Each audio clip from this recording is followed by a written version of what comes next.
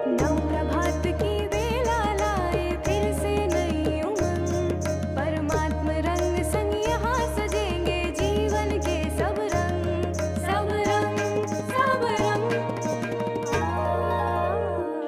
नमस्कार, सुप्रभात। स्वागत आप सभी का आपके पसंदीदा कार्यक्रम सब रंग में। एक ऐसा कार्यक्रम जिसकी सारी बातें सारे दिन आपके साथ साथ रहती हैं, जिसका लक्ष्य ही है कि आपका सवेरा बहुत सुंदर हो, सारा दिन भी बहुत सुखद और सुंदर हो।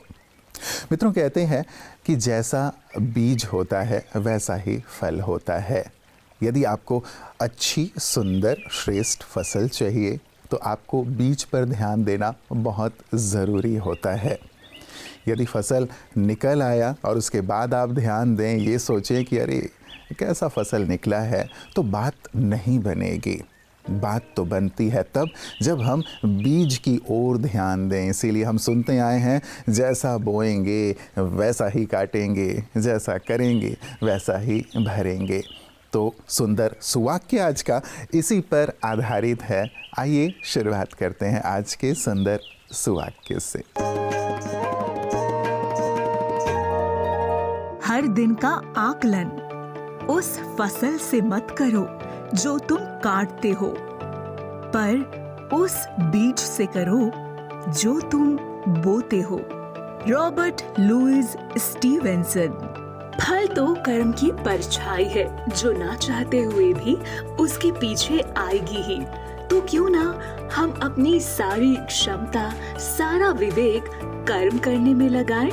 उसे पूरे उमंग, उत्साह और एकाग्रता से करें।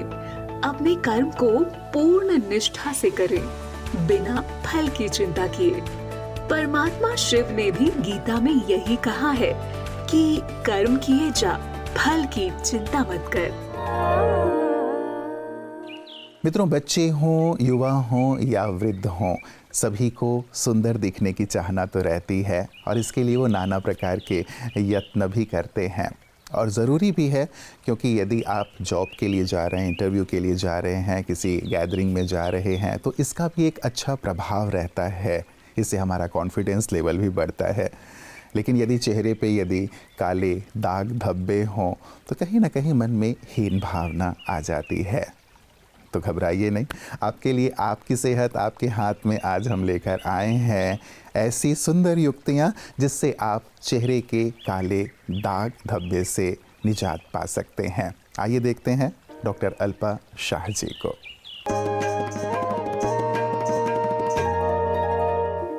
ओम शांति। त्वचा पर काले धब्बे कई पेशेंट्स में देखे गए हैं, आमतौर पर महिलाओं में देखा जाता है। तो इसके लिए विशेष खान पान में भी ध्यान रखना ज़रूरी है। आयुर्वेद में कहा गया है कि विरुद्ध आहार को अवॉइड करना है, त्वचा के जो भी बीमारियां हैं उससे दूर रहने के लिए। तो डेयरी प्रोडक्ट्स जो हम लेते हैं उसे अगर मसालेदार पदार्थों के साथ लिया जाए तो ये एक विरुद्ध आहार हो जाता है। विरुद्ध आहार अर्थात ऑपोजिट नेचर वाले पदार्थों का एक साथ ग्रहण करना। इसके कारण रक्त दुष्टि होती है और जिसके कारण त्वचा विकार होते हैं। तो इससे हमें दूर रहना है। और दूसरा, लगाने के लिए क्या यूज़ करें, तो उसके लिए कैबेज लें, उसको ग्रेट करें, उसका जूस निकालें, उसमें 2 से 3 ड्रॉप हनी डालें और फिर उसे सुबह शाम आधा घंटा चेहरे पर लगाएं। रोज़ ऐसे करते रहने से लगभग देखा गया है प्रैक्टिस में 3 महीने में काले दाग चले जाते हैं। तो इसे ज़रूर अपनाएं। ओम शांति।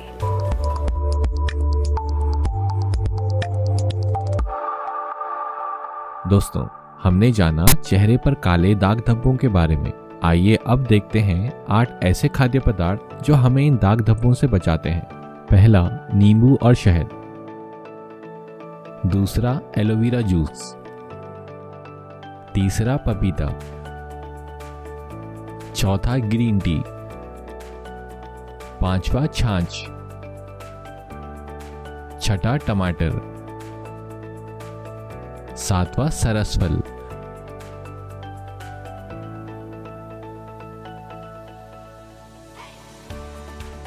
आठवां, शकरकंद।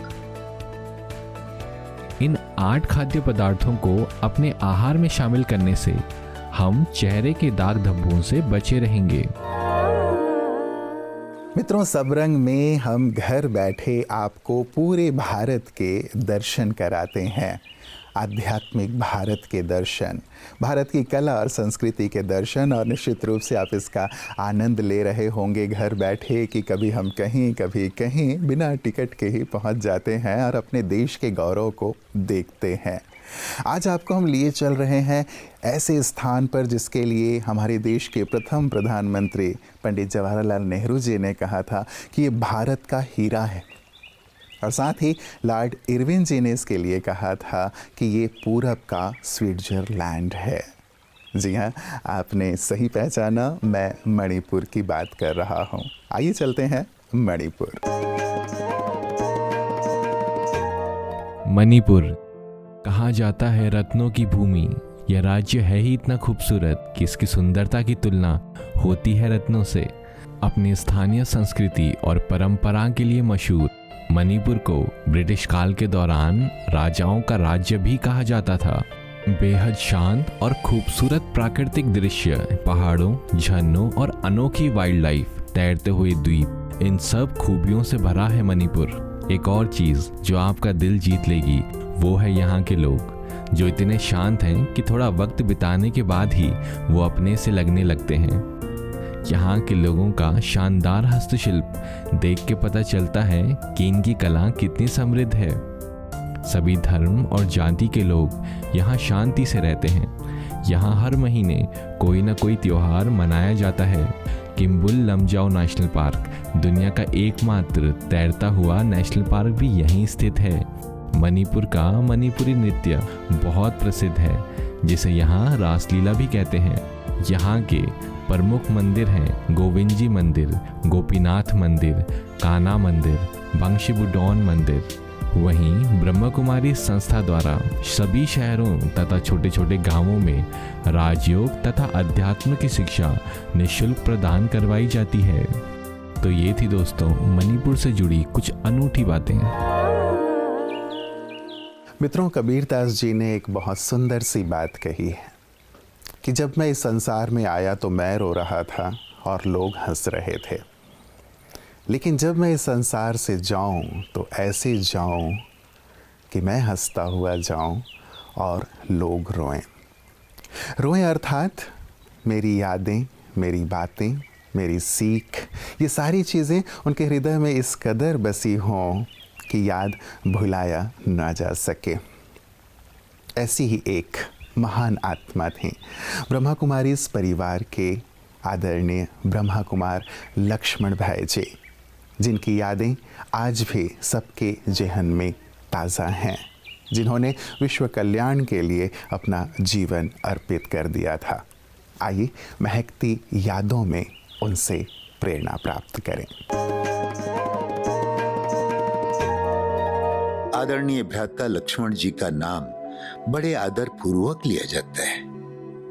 आप तन मन धन समय श्वास संकल्प सहित पूर्ण यज्ञ में समर्पित दधीचि ऋषि के समान थे। ओजस्वी वाणी के धनी आदरणीय भ्राता लक्ष्मण जी सदा बेहद सेवा के चिंतन में रहने वाले थे। आप लौकिक रूप से शिक्षक थे और पदोन्नत होकर शिक्षा अधिकारी बने।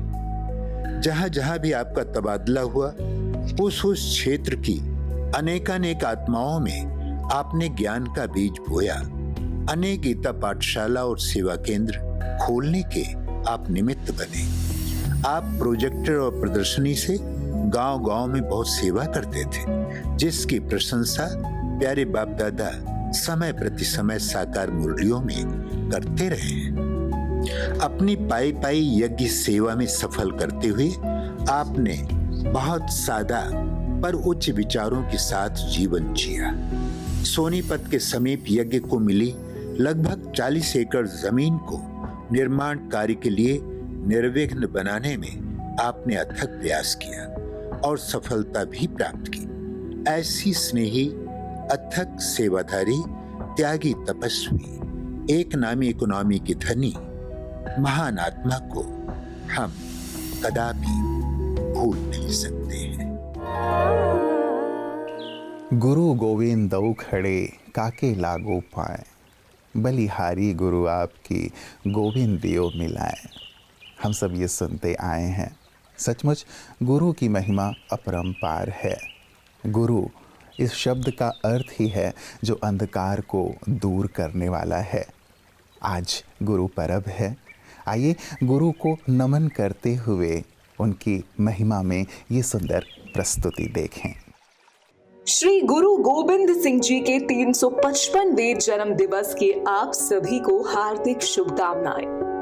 पंजाब की धरती वीरों, फकीरों, शूरवीरों की धरती है, जहां समय समय पर अनेकों महान शख्सियतों ने जन्म लिया और अपने शुभ कर्मों और महान बलिदानों से पूरी मानवता को सत्य के मार्ग पर चलते हुए बड़े से बड़ा त्याग करने की प्रेरणा दी। एक ऐसी ही महान आत्मा का जन्म 9 जनवरी को पूरे पंजाब में और श्री पटना साहिब में बड़ी धूमधाम से मनाया जा रहा है।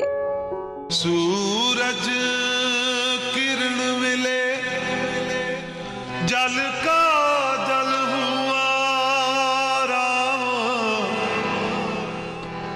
ज्योति ज्योत रली, संपूर्ण थी आराम। हमारे गुरुओं की नगरी है पटना शहर, बहुत सुंदर लगा वा, बहुत इज्जत मान मिले वा, बहुत सत्कार करते हैं ये सारे, बहुत बढ़िया लगा जी आगे।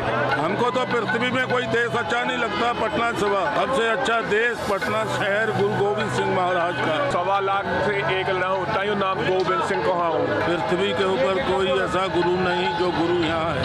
आज प्रकाश पर्व है।